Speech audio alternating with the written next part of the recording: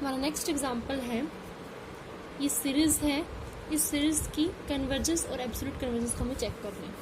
तो पहले हम एब्सोल्यूट कन्वर्जेंस को ही चेक करेंगे, because every absolute convergent series is convergent series. तो अगर ये एब्सोल्यूट कन्वर्जेंट हुई तो ये हमारी कन्वर्जेंट सीरीज भी होगी। तो चलिए चेक करते हैं इसकी एब्सोल्यूट कन्वर्जेंस को।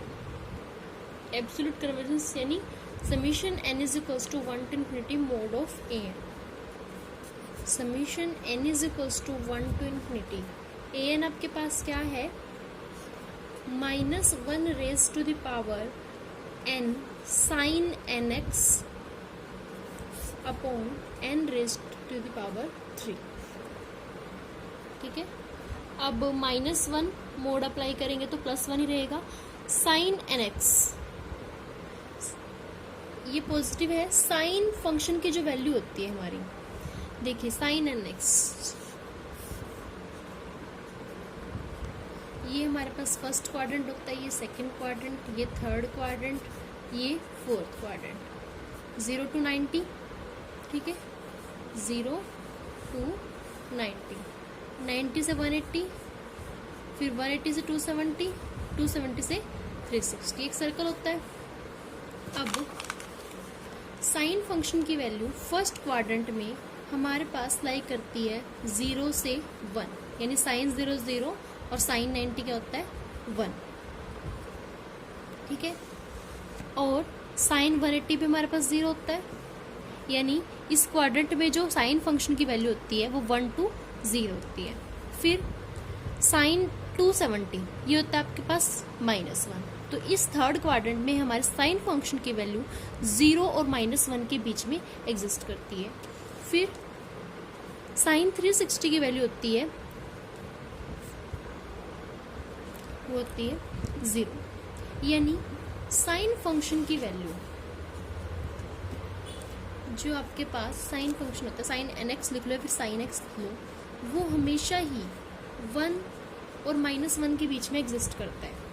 सबसे छोटी वैल्यू -1, सबसे बड़ी वैल्यू 1, इसी के बीच में हमारे पास साइन फंक्शन की वैल्यूज होती हैं। तो लेकिन जब हम इस पर मोड अप्लाई करेंगे तो नेगेटिव टर्म तो होएगी ही नहीं, यानी कि नेगेटिव वैल्यू आएगी नहीं। तो जो साइन फंक्शन की वैल्यू होगी वो हमारे पास always less than equal to 1। कब? जब हम इस पर मोड अप्लाई करेंगे, यानी कि मोड ऑफ साइन nx लिख सकते हो, साइन x लिख सकते हो। ठीक है, तो साइन nx की वैल्यू हमेशा ही, साइन फंक्शन की वैल्यू जब हम मोड अप्लाई करेंगे हमेशा ही लेस देन इक्वल टू क्या होगी 1। अब देखिए ये टर्म भी पॉजिटिव, ये भी हमारे पास लेस देन इक्वल टू 1 है।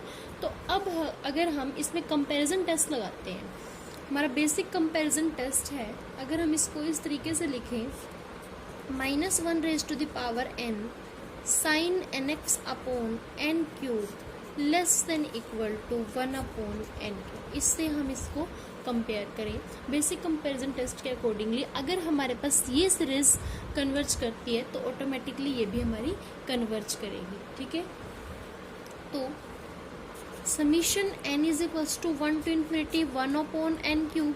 टी टेस्ट से ये हमारी सीरीज क्या है, एक कन्वर्जेंट सीरीज है, क्योंकि जो n की पावर होती है उसे हम p कहते हैं और p की वैल्यू जो है वो ग्रेटर देन 1 है। और अगर p की वैल्यू ग्रेटर देन 1 होती है तो हमारी जो सीरीज होती है वो कन्वर्जेंट सीरीज होती है।